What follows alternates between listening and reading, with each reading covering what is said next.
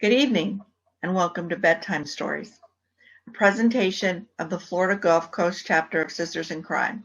I'm Teresa Michael, president of the chapter and your host. Each weeknight during the Southwest Florida Reading Festival, you will hear a bedtime story from one of our Sisters in Crime authors. Before we get started, I'd first like to offer a big thank you to our festival hosts for providing Sisters in Crime with the opportunity to participate in the festival. The hardworking staff of the Lee County Library System has done an exceptional job organizing the festival. As a reader, author, and Sister in Crime member, I thank you. I also want to tell you a little bit about Sisters in Crime. Our organization is filled with people just like you and me who love mystery, murder, and mayhem. Sisters in Crime was founded in 1986 by 26 women mystery authors, among them Sarah Paretsky, Nancy Picard, and Charlotte McLeod. Its mission to support women mystery writers in the largely man's world of publishing. Back then, even the greatest of women writers struggled for equity in publishing contracts, marketing resources, book award nominations, and access to bookstores, libraries, and reviews. Now, 35 years later, crime writing is no longer a man's world. Women crime writers are thriving, and Sisters in Crime supports more than 4,200 members and 60 chapters worldwide.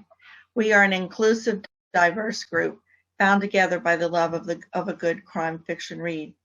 I encourage you to join this truly unique community which shares your passion for mystery, thrillers, and suspense. Learn more about Sisters in Crime and the local chapter in your area on our national website at sistersincrime.org. And now, this is Bedtime Stories. Harold Emanuel spent years as an IT professional. Now retired, he teaches computer technology at a local community college and writes mysteries. His first book, Murder in the Sunset Years, is a compilation of novellas. In tonight's episode, he reads A Question of Time. Sheriff Jody Potter has a murder to solve and 3 suspects, all with alibis for the date and time of death. Will the crusty old sheriff and his young deputy figure out who killed Bradley Hollingsworth and who will inherit his $7 million? Thank you for joining me for the reading of my short story, A Question of Time. When Fountain County, Indiana Sheriff Jody Potter entered the spacious hallway of Bradley Hollingsworth Covington home, Deputy Skip Jordan and medical examiner Nancy Sykes were hard at work examining Hollingsworth's prone body. Hollingsworth's wife, Kelsey, and housekeeper, Doris Lengel, was sitting on a couch in the living room. Doris was crying, her head in her hands. Kelsey sat erect, staring straight ahead, a blank look in her eyes. The dead man's nephew, Gary Swanson, paced the floor.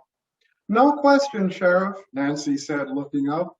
Death by blunt force trauma, probably from that bloody sports trophy over there. We'll see if we can get fingerprints off the murder weapon. Can you estimate the time of death? The sheriff asked. I'll know better when I get him on the table, Nancy said. But I guess between 6:35 and 6:36 yesterday afternoon. A slight smile appeared on Nancy's face. His watch was smashed when he fell, showing a time of 6:36. Based on body temperature, it had to be 6:36 yesterday afternoon, not this morning. I've never seen a watch like that, Sheriff, the deputy said, with those little sticks pointing to the numbers. Actually, it looks like the one you wear. It was before your time, kid. Most people wear digital watches now, but I still like the old-fashioned kind. Nancy always enjoyed the banter between the crusty old sheriff, a 30-year veteran of the Fountain County Sheriff's Department, and his deputy with a degree in forensic technology, who was born the year the sheriff joined the force. Nancy suspected the sheriff looked at Skip as the son he never had. Oh, anyway, Robbery doesn't seem to be the motive, Skip said. He had over $500 in his wallet, and there's plenty of stuff throughout the house to steal. I'm guessing greed, Sheriff, the tall, distinguished-looking gentleman said as he strode through the door and approached the body. And you are? The sheriff asked. Russell Brooks. I am, or was, Mr. Hollingsworth's attorney. The three people in the next room, he said loudly enough for all three to hear, will share his estates, approximately $7 million. His wife, Kelsey, and his nephew, Gary, will each inherit 45%. His housekeeper, Doris Lengo, gets the other 10%. Gary glared at Kelsey, pointing his finger at her. It had to be you. All you ever wanted was my uncle's money. Why else would an attractive 25-year-old woman marry a 75-year-old man? You kept telling him you visited your sister every week. I suspect your sister wears pants. I guess there's no reason to keep the secret any longer, Kelsey said, smirking. Yes, I'm seeing someone. We were having dinner yesterday evening. And I'm sure your boyfriend will verify your alibi, even if you weren't with him, Gary said. For $3 million, he'll say anything. Actually, I can tell you where she was, or at least where her car was, Attorney Brooks said. Where did you have dinner, young lady? Garbarino's. It's at least a half hour from here. Brooks pulled his smartphone from his jacket pocket and tapped a few keys. Yes, that's where she was.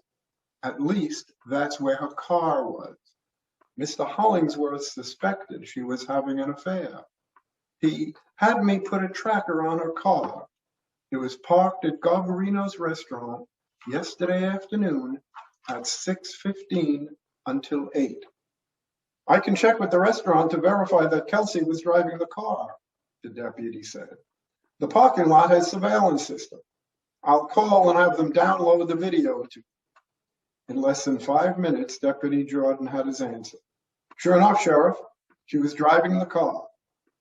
I guess that money we spent sending you to college actually did pay off, the sheriff said, smiling. That eliminates Kelsey. The sheriff turned to the housekeeper. And where were you? Doris hung her head, staring down at her shoes. I was at the movies at the Covington Plaza. Do you have your ticket stub? The deputy asked. No, I bought my ticket online. The deputy held his hand out to Doris. Miss Langer, please give me your phone. Your downloaded ticket will still display. Doris handed her phone to the deputy, who punched a few numbers and read the result. Then, using his own phone, he called the theater. This is Deputy Skip Jordan of the Fountain County Sheriff's Department. Can you verify the use of a downloaded ticket from me? Yes, I have the confirmation number. 56G7742. He waited a few seconds. Thank you. The deputy turned to the sheriff. She was there.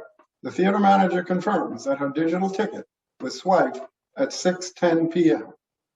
Gary didn't wait to be asked. At 6:30 last night, I was working out at the University of Illinois gym in Champaign, which is 45 minutes from here. I'm a math professor. I coach women's soccer. I know the time because I got on the stationary bike at about 6:20. I had just begun to work up a sweat when the sports guy came on Channel 4. He always comes on at 6:40. He talked about our big match this Saturday with Northwestern. I left the gym somewhere between 8:30 and 9 o'clock. I know they have surveillance cameras. You can check it out. Deputy Jordan reached into his pocket and grabbed his phone. I'll call the campus security and get a copy of the tape, deputy said. No need, Mr. Techie Guy, the sheriff replied. Based on what we know, I can tell you who killed Bradley Hollingsworth. Gary Swanson, you're under arrest for the murder of your uncle. While Gary sputtered his protest, Kelsey lunged it. You bastard! You greedy bastard! The sheriff restrained Kelsey, forcing her to sit back on the sofa. "Hold on, Mrs. Hollingsworth. Let us handle this." "But Mr. Swanson says he was at the university around 6:20, the deputy said. "If we're able to confirm his alibi, he couldn't have killed his uncle at 6:35. The sheriff smiled. "I'm pretty sure the gym video will verify that Gary was there when he says he was. But you're forgetting one thing, hotshot. Indiana is in the Eastern time zone. Illinois is in the Central time zone. The murder took place in Covington, which is in the Eastern time zone. Garbarino's restaurant and the Covington Cineplex is also in Indiana. The university gym is in Illinois. When Gary killed his uncle, it was 5:36 at the gym. The hour's difference gave him time to get into the video by 6:20. The detective handcuffed Gary Swanson and led him to the patrol car. Hollingsworth's body was taken to the county morgue, where medical examiner Sykes confirmed that Hollingsworth was killed by blunt force trauma to the head. The sheriff's department's lab was able to pull a partial fingerprint from the murder weapon, which matched the little finger of Gary's right hand. Mr. Brooks distributed the Hollingsworth estate per his will, with Gary's 45% held until the trial's outcome. When Gary was convicted, the court ruled that Kelsey should receive Gary's share.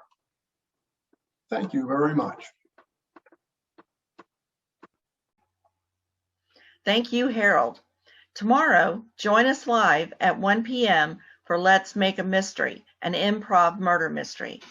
Then at 2 o'clock, join us for Dead End Jobs, 4 fabulous sisters and misters in crime in conversation as they discuss how they draw on their professional knowledge and skills in crafting their stories and characters. Featured authors include Elaine Beats, Lisa Black, J.J. Hensley, and Annette Dashobi.